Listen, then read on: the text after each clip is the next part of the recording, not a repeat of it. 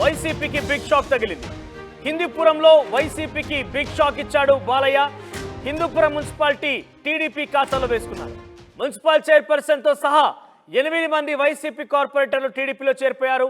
వారందరూ కూడా బాలకృష్ణ కండువా కప్పి టీడీపీలోకి ఆహ్వానించాడు. మున్సిపల్ చైర్పర్సన్ గా వివరించినటువంటి ఇంద్రజ కూడా పదవికి రాజీనామా చేశారు. కండువా కప్పి బాలకృష్ణ పార్టీలోకి ఆహ్వానించాడు. అయితే మున్సిపాలిటీలో మొత్తం 38 వార్డులు ఉన్నాయి.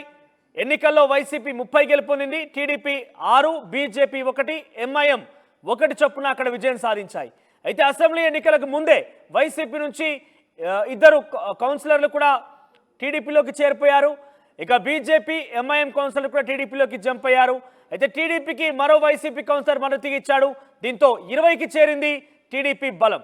ఇక మున్సిపల్ చైర్మన్ ఎన్నికకు కోరం ఎంపీ, ఎమ్మెల్యే ఓటుతో కలిసి 22 చేరింది బలం. త్వరలోనే అధికారికంగా